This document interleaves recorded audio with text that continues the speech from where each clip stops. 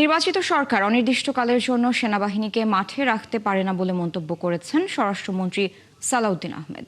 একই সাথে জানালেন, পুলিশ বাহিনীতে শৃঙ্খলা ফেরায় পর্যায়ক্রমে সেনাবাহিনীকে মাঠ থেকে তুলে নেওয়া হবে। চলমান যৌথ বাহিনীর অভিযানে দেশে আইন শৃঙ্খলা পরিস্থিতির উন্নতি হয়েছে বলেও দাবি করেন তিনি। শারমিনীরা রিপোর্ট।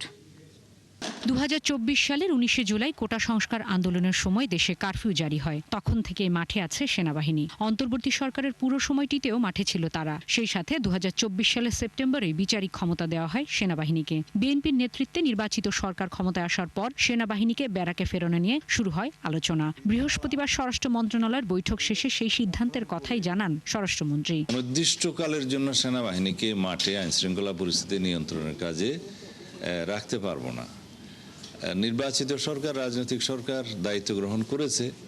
আমরা পুলিশ বাহিনীকে একটা সুশৃঙ্খল অবস্থায় ফেরত নিয়ে আসতে পেরেছি বলে আমাদের এখন বিশ্বাস জন্মেছে। তবে সেটা আমরা কিভাবে করব, সেটা পুলিশ এবং সেনাবাহিনী এবং অন্যান্য সংস্থাগুলো বসে তারা পর্যায়ক্রমে সে ব্যবস্থাটা নেবে। প্রশ্নের জবাবে মন্ত্রী বলেন, কোথাও কোথাও যৌথ অভিযান পরিচালিত হচ্ছে, আবার আইন প্রয়োগকারী সংস্থাগুলো এককভাবে অভিযান চালাচ্ছে। এ সময় দেশে আইন শৃঙ্খলা পরিস্থিতির উন্নতি হয়েছে বলেও দাবি করেন তিনি।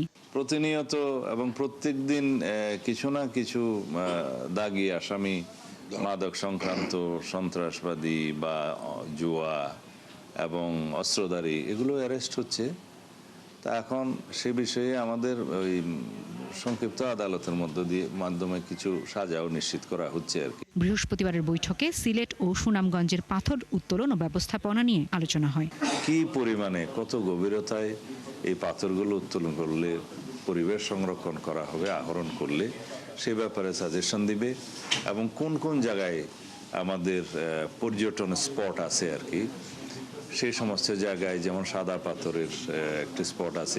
শারমিনীরা, 71, ঢাকা। ভারতের কোনো রাজ্যের নির্বাচনের ফলের কারণে ঢাকা দিল্লির সম্পর্ক পাল্টায় না, এমন মন্তব্য করেছেন দেশটির পররাষ্ট্র সচিব বিক্রম মিশ্রি। আর অতীতে বাংলাদেশের নির্বাচন কারসাজিতে ভারত কোনো সমর্থন ও সহযোগিতা করেনি বলেও দাবি তার। সোমবার ভারত সফররত বাংলাদেশি সাংবাদিকদের সঙ্গে মতবিনিময় করেন বিক্রম মিশ্রি। তিনি জানান, স্থবির সম্পর্কে গতি আনতে কাজ করছে ভারত। দিল্লি থেকে বিস্তারিত জানাচ্ছেন নাদিয়া শারমিন। তৃণমূল কংগ্রেসকে হটিয়ে বাংলাদেশ লাগোয়া পশ্চিমবঙ্গ রাজ্যের ক্ষমতায় বিজেপি। এই নির্বাচনে অবৈধ অভিবাসী বাংলাদেশি আর হিন্দুত্ববাদ, এই দুই ইস্যুকে সামনে আনে দলটি। তিস্তা নদীর পানি বন্টন চুক্তি নিয়ে মমতা ব্যানার্জির আপত্তির আলোচনাও বহু বছর ধরেই চলছে বাংলাদেশে। ফলে শুধুই ভারতের একটি রাজ্যের নির্বাচন হলেও তার পরবর্তী পরিস্থিতির উত্তাপ ছাড়িয়ে যাচ্ছে সীমান্ত পার হয়েও। সোমবার বিকেলে ভারতের পররাষ্ট্র মন্ত্রণালয়ের সম্মেলন কক্ষে দিল্লি সফররত বাংলাদেশের সাংবাদিকদের সঙ্গে মতবিনিময় করেন দেশটির পররাষ্ট্র সচিব বিক্রম মিশ্রি। জানতে চাওয়া হয়, পশ্চিমবঙ্গে বিজেপি জেতায় দুই দেশের সম্পর্কের গতিপথে কোনো পরিবর্তন আসবে কিনা। বিক্রম মিশ্রি বলেন, সম্পর্ক হয় দুটি দেশের মধ্যে। বাংলাদেশ ভারত দ্বিপাক্ষিক সম্পর্ক ও পররাষ্ট্রনীতি ঢাকা এবং দিল্লি অর্থাৎ রাজধানীগুলোর মধ্যে নির্ধারিত হয়। কোনো নির্দিষ্ট রাজ্যের জন্য সেটা পাল্টায় না। ভারতের সাথে আওয়ামী লীগ ও শেখ হাসিনার সম্পর্কের গভীরতা এবং তাকে জেতাতে বাংলাদেশের গত নির্বাচনগুলোতে ইঞ্জিনিয়ারিং এর সহায়তা বা সমর্থনের অভিযোগ নিয়েও জানতে চান সাংবাদিকরা, যা অস্বীকার করেন বিক্রম মিশ্রি। আমরা গত প্রধানমন্ত্রীর সাথে কাজ করেছি, আগের অন্য দলের সরকারগুলোর সাথেও কাজ করেছি। স্পষ্ট করেই বলি, অতীতে তার জন্য কোনো ইলেকশন ইঞ্জিনিয়ারিং করিনি, কোনো ধরনের সমর্থন বা সহযোগিতাও করিনি আমরা। তাদের কে ক্ষমতায় আসবে তা সে দেশের মানুষের সিদ্ধান্ত। বর্তমান সরকারের সাথেও ভারত প্রথম দিন থেকেই কাজ করছে বলেও জানান তিনি। বিশ্বব্যাপী সরকারের সাথে কাজ করে, অন্তর্বর্তী সরকারের সাথেও আমরা কাজ করার চেষ্টা করেছি। পরীক্ষার সময় ছিল সেটি। এখন শক্ত সরকার জনগণের শক্ত সমর্থন নিয়ে এসেছে, যাদের আগের অভিজ্ঞতা আছে সরকার চালানোর। আমরা অবশ্যই তাদের সাথে কাজ করতে প্রস্তুত। বিক্রম মিশ্রি আরো বলেন, এবারের সম্পর্ক পারস্পরিক সম্মান ও মর্যাদার ভিত্তিতে হবে। আমরা এখন অন্তর্বর্তী সরকারের 1.5 বছরে স্থবির হয়ে পড়া প্রক্রিয়াকে পুনরুজ্জীবিত করে ধীরে ধীরে সক্রিয় করার চেষ্টা করছি। এখন দুদেশের মানুষ সবকিছুর কেন্দ্রে থাকবে। সতর্ক ও পরিকল্পিত উদ্যোগ নিচ্ছি। এ বিষয়ে দুই পক্ষের মধ্যে এক ধরনের সাধারণ বোঝাপড়া রয়েছে। ভারতে শেখ হাসিনার অবস্থান দুদেশের সম্পর্কের ক্ষেত্রে কোনো প্রভাব ফেলবে না বলেও মনে করেন বিক্রম মিশ্রি। তবে শেখ হাসিনাকে বাংলাদেশে ফেরত পাঠানোর প্রশ্নের স্পষ্ট কোনো উত্তর দেননি তিনি। দুই দেশের কোনো আঞ্চলিক রাজনীতি নয়, দুই দেশের কোনো দলীয় রাজনীতি নয়, জনগণের সাথে জনগণের সম্পর্ক নিয়ে এবার এগোতে চায় ভারতের পররাষ্ট্র মন্ত্রণালয়। নাদিয়া শারমিন, ৭১, নয়াদিল্লি, ভারত। পুরনো গ্যাস ক্ষেত্রে নতুন সম্ভাবনা জাগাচ্ছে ডিপ ড্রিলিং বা গভীর খনন, যা শুরু হয়েছে তিতাস গ্যাস ক্ষেত্রে। মাটির গভীরে খনন করা হবে ৫.৫ কিলোমিটারের বেশি। এখান থেকে পাওয়া যেতে পারে ৪ বছরের চাহিদার সমপরিমাণ প্রায় ২ TCF গ্যাস। প্রকল্প পরিচালক জানান, ফল মিলবে ৬ মাস পর। এখান থেকে জাতীয় গ্রিডে দৈনিক যুক্ত হতে পারে ১৫ মিলিয়ন ঘনফুট গ্যাস। মুজাহিরুল হক রুমেনের প্রতিবেদন, ক্যামেরায় ছিলেন রিফাত হোসেন। সরকারি হিসেবে দেশে বর্তমানে গ্যাসের চাহিদা প্রায় ৪,০০০ মিলিয়ন ঘনফুট, তবে বাস্তবে চাহিদা ৫,০০০ মিলিয়ন ঘনফুটেরও বেশি। বিপরীতে আমদানি করা সহ মোট গ্যাস সরবরাহ ২,৬০০ থেকে ৭০০ মিলিয়ন ঘনফুট। এমন সংকটের জন্য অনুসন্ধান না করাকে দুষছিলেন বিশেষজ্ঞরা। একই সাথে গ্যাস ক্ষেত্রগুলোতে গভীর কূপ খননের পরামর্শ ছিল তাদের। অবশেষে 4টি গ্যাস ক্ষেত্রে ডিপ ড্রিলিং বা গভীর কূপ খননের প্রথমটি শুরু হয়েছে তিতাসে। এর আগে এখানে সর্বোচ্চ ৩,৭০০ মিটার গভীর পর্যন্ত কূপ খনন হয়েছে। মাটির নিচে এরপরই কঠিন শিলা ও উচ্চ চাপ স্তর। এই স্তরে কাজের জন্য বিশেষ অভিজ্ঞতার প্রয়োজন। আপনি যত ডিপে যাবেন সেখানে প্রেশার এবং টেম্পারেচারটা একটা ইম্পর্টেন্ট ফ্যাক্টর হয়ে দাঁড়ায়। এখন এই প্রেশার এবং টেম্পারেচারটাকে ওভারকাম করে, অর্থাৎ জিওলজিক্যাল যে হেটারজেনিটি আছে, high pressure zone, over pressure zone আছে, এইটাকে মিটিগেট করে ড্রিলিং করাটাই হচ্ছে চ্যালেঞ্জ। এবং এইটাকে মিটিগেট করে ড্রিলিং করার মতো টেকনোলজি এখন আছে, এবং আমরা এই কূপে এই ধরনের প্রবলেম মিটিগেট করার জন্য যে সকল টেকনোলজি লাগে, যেমন ম্যানেজ প্রেশার ড্রিলিং, তারপরে প্রেশার হোয়াইল ড্রিলিং, এই সকল সব কিছুই এই প্রজেক্টের ভিতরে আছে। ইনশাল্লাহ আমরা এগুলো ওভারকাম করে ড্রিলিংটা সম্পন্ন করতে পারবো। এই স্তরে গ্যাস পাওয়া গেলে দিনে প্রায় ১৫ মিলিয়ন ঘনফুট গ্যাস জাতীয় গ্রিডে যুক্ত করা সম্ভব। একই সাথে প্রায় ২ ট্রিলিয়ন ঘনফুট গ্যাস মজুদ সক্ষমতা বাড়বে। বর্তমানে যে মজুদ সেটা অ্যারাউন্ড 2 TCF এর মতো মজুদ, রিমেইনিং মজুদ এখানে আমাদের আছে আগের যে জোনগুলো আমরা উৎপাদন করছি সেই জোনগুলো থেকে। তো এখানে এই ডিপার যে 4টা প্রসপেক্টের কথা বলা হলো, ৩,৭০০ মিটারের নিচে যে 4টা প্রসপেক্ট, এই 4টা প্রসপেক্টের সম্মিলিত যে রিসোর্স দেখানো হয়েছে সেটা হচ্ছে অ্যারাউন্ড 2 TCF। তো সেই 4টা রিসোর্স মানে টার্গেট জোনটাকেই যদি আমরা সাকসেসফুল হয়ে যাই, তাহলে এই ধরনের 2 TCF এর মতো আরও রিজার্ভ বৃদ্ধির সম্ভাবনা রয়েছে। নতুন চ্যালেঞ্জ নিয়ে এই গ্যাস ক্ষেত্রটির ৩১ নম্বর কূপে খনন কাজ শুরু হয়েছে ১৯ এপ্রিল। কাজ চলবে আরও প্রায় ৬ মাস। দেশে যখন চরম আকারে গ্যাস সংকট চলছে, তখন দেশের সবচেয়ে বড় এবং সবচেয়ে পুরনো এই তিতাস গ্যাস ফিল্ডে ৫,৬০০ মিটার গভীরে অনুসন্ধান কাজ চলছে। এই অনুসন্ধান কাজের মধ্য দিয়ে এই নতুন জোনে যদি গ্যাস পাওয়া যায়, তাহলে দেশে বড় ধরনের গ্যাসের মজুদের সম্ভাবনা তৈরি হবে বলে জানান সংশ্লিষ্টরা। Mujahirul Haque Rumen, ৭১, Titas gas field, Brahmanbaria. আধুনিকতার যুগে সরকারের জবাবদিহিতার বাইরে থাকার সুযোগ নেই বলে মন্তব্য করেছেন তথ্য সম্প্রচার মন্ত্রী জহিরুদ্দিন স্বপন। বলেন, বিগত আমলে মুক্ত গণমাধ্যম তৈরির প্রতিশ্রুতি ছিল গাল ভরা বুলি। একটি স্বাধীন গণমাধ্যম তৈরিতে বর্তমান সরকার প্রতিশ্রুতিবদ্ধ বলেও জানালেন তিনি। International cable TV broadcasting and communication expo ২০২৬-এ তিনি এসব কথা বলেন। রাশেদ আনিসের রিপোর্টে দেখুন বিস্তারিত। উদ্বোধন হলো international cable TV broadcasting and communication expo ২০২৬। দ্বিতীয়বারের মতো এই আয়োজন করল কেবল অপারেটর অ্যাসোসিয়েশন অব বাংলাদেশ। দেশের ব্রডকাস্ট ও যোগাযোগ প্রযুক্তি খাতকে আরও আধুনিক ও সমৃদ্ধ করতে বাংলাদেশের কেবল অপারেটর টেলিভিশন চ্যানেল, আইএসপি এবং প্রযুক্তি সেবাদাতা প্রতিষ্ঠানগুলোকে এক ছাদের নিচে আনা হয়েছে এই আয়োজনের মাধ্যমে। বিভিন্ন স্টলে আছে সফটওয়্যার ও ইন্টারনেট সলিউশনের উপর বিশেষ অফার, আছে ব্যবসায়িক নেটওয়ার্কিংয়ের সুযোগ। উদ্বোধনী অনুষ্ঠানে অসাধু ব্যবসায়ীদের দিকে সরকারকে বিশেষ নজর দিতে বললেন আয়োজকেরা। চ্যানেলগুলো আজকে একটি অসাধু চক্র, অব্যবসায়ী, তার নির্দ্বিধায় এই চ্যানেলগুলো পাইরেসি করে চালিয়ে দিচ্ছে। আমি চাইব আমাদের যে অভিভাবক আছেন, উনি ওনার মন্ত্রণালয় থেকে শক্ত পদক্ষেপ নেবেন আইনি পদক্ষেপ লেজিটিমেট ওয়েতে উনি যদি 2টি পদক্ষেপ নেয়, আমাদের ইন্ডাস্ট্রি আজকে ভগ্নদশা থেকে আবার ঘুরে দাঁড়াবে। বাংলাদেশ যে স্যাটেলাইট আমরা ব্যবহার করছি, এই স্যাটেলাইটের কিন্তু ফুটপ্রিন্ট নাই সারা পৃথিবীতে। তো এটাকে আমাদের আকুল আবেদন যে এটাকে যেন ওপেন করে দেওয়া যায়।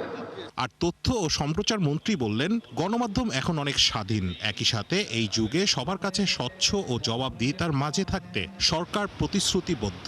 গণমাধ্যম প্রযুক্তি এবং ইন্টারনেটের যে নেটওয়ার্ক, সেটি এখন এতই শক্তিশালী এবং এতই স্বাধীন যে রাষ্ট্র সবসময় তা তার নিয়ন্ত্রণে রাখতে পারে না এবং পারবে না। এরকম একটা বাস্তবতাতে তথ্যমন্ত্রী হিসাবে আমার সামান্য জ্ঞান বুদ্ধি দিয়ে আমি যেহেতু এটা বুঝি, সে কারণেই আমি প্রথম দিন থেকেই প্রতিশ্রুতিবদ্ধ। 9 মে পর্যন্ত চলবে এই প্রযুক্তি প্রদর্শনীর আয়োজন। রাশেদ আনিস, 71, ঢাকা। আন্তর্জাতিক বিমানবন্দরের পাশাপাশি দেশের উত্তরাঞ্চলের প্রথম বিমান বাহিনী ঘাঁটি হতে যাচ্ছে বগুড়ায়। একই সঙ্গে এখানে গড়ে তোলা হবে অত্যাধুনিক ফ্লাইং একাডেমি, যেখানে সরকারি ও বেসরকারিভাবে শিক্ষার্থীরা পাইলট প্রশিক্ষণের সুযোগ পাবেন। বৃহস্পতিবার দুপুরে বগুড়া ফ্লাইং ইনস্ট্রাক্টর স্কুল পরিদর্শন শেষে গণমাধ্যম কর্মীদের এসব তথ্য জানান বেসামরিক বিমান পরিবহন ও পর্যটন মন্ত্রী আফরোজা খানম রিতা। এ সময় উপস্থিত ছিলেন বিমান বাহিনী প্রধান সহ আরও 2 প্রতিমন্ত্রী। SM আবু সাইদের প্রতিবেদন, ছবি তুলেছেন মনির হোসেন। বগুড়া সহ পুরো উত্তরাঞ্চলবাসীর দীর্ঘদিনের প্রত্যাশা এবার বাস্তবে রূপ নিতে যাচ্ছে। দেশের উত্তর জনপদের আকাশপথ যোগাযোগ, অর্থনীতি ও সম্ভাবনার নতুন দিগন্ত উন্মোচনে বগুড়ায় গড়ে তোলা হচ্ছে আন্তর্জাতিক বিমানবন্দর, বিমান বাহিনীর ঘাঁটি এবং আধুনিক flying academy. Bogura flying instructor school পরিদর্শন শেষে বিমান বাহিনীর প্রধান air chief marshal Hasan Mahmud Khan বলেন, কৌশলগত দিক থেকে বগুড়ার গুরুত্ব বেশি।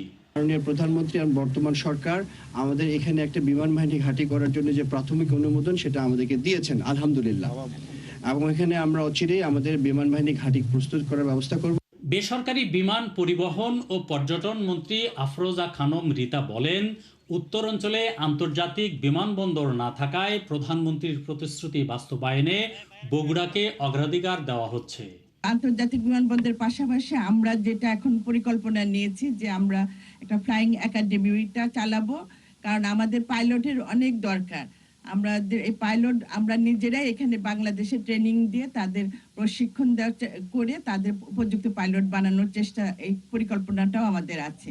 ফ্লাইং ইনস্ট্রাক্টর স্কুল পরিদর্শন শেষে গণমাধ্যমের সঙ্গে কথা বলেন বেসরকারি বিমান পরিবহন ও পর্যটন প্রতিমন্ত্রী M রশিদুজ্জামান মিল্লাত। কথা বলেন স্থানীয় সরকার, পল্লী উন্নয়ন ও সমবায় প্রতিমন্ত্রী মীর শাহে আলম। আন্তর্জাতিক বিমান এখানে ওঠানামা করবে, অভ্যন্তরীণ বিমান ওঠানামা করবে এবং কার্গো বিমান ওঠানামা করবে। এই অঞ্চলের মানুষের উৎপাদিত কৃষি পণ্য সহ আমাদের বগুড়া যে লাইটিং ইঞ্জিনিয়ারিং আছে এবং ভারী শিল্প আছে, এই সমস্ত শিল্প যেগুলো মায়ানমার সহ মালয়েশিয়া, দুবাই বিভিন্ন জায়গায় রপ্তানি হচ্ছে, সেগুলো সরাসরি এই বিমানবন্দর থেকে আপনার কার্গো ফ্যাসিলিটির মাধ্যমে, কার্গো বিমানের মাধ্যমে আমরা রপ্তানি করতে পারবো।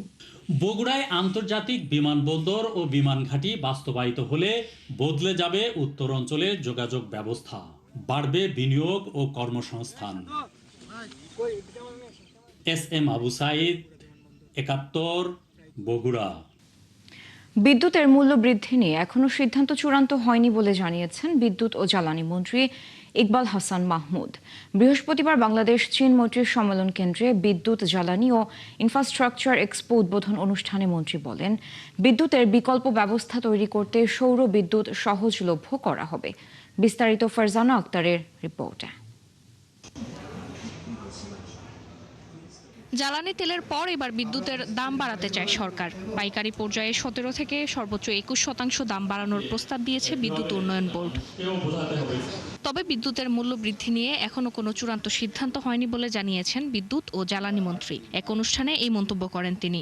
আমাদের অলরেডি একটা মিটিং হয়ে গেছে, আমাদের বেসটা ঠিক করে ফেলেছে। আমি বিশ্বাস করি, একজন ব্যবসায়ী হিসাবে আমি বিশ্বাস করি যে গভর্নমেন্ট যদি কোনো সেক্টরকে পলিসি সাপোর্টটা ঠিক মতো দেয় তাহলে দেশে বিপ্লব আনতে পারে। তিনি আরো বলেন, বাংলাদেশ নবায়নযোগ্য জ্বালানির ক্ষেত্রে এখনো অনেক পিছিয়ে রয়েছে। সৌর বিদ্যুৎ সহজলভ্য করা হবে বলেও জানান তিনি। এটা কনভিন্স হয়ে গেছে যে আমাদের দেশ রেডি সোলারে যাওয়ার জন্য। ঢাকা শহর থেকে বাংলাদেশের যত শহর আছে, এই শহরে যে রুফটপ আছে, এই রুফটপগুলোতে আপনারা প্রাইভেট যারা এই রুফটপগুলোতে সোলার দিয়ে এবং যে বাড়ির ছাদে দিলেন সেই বাড়িকে আপনারা বিদ্যুৎ দিলেন এবং আপনারা মাস শেষে যে আপনাদের যে নেট ক্যালকুলেটর আছে সেই যে ক্যালকুলেটর থেকে বিলটা নিয়ে আসলেন।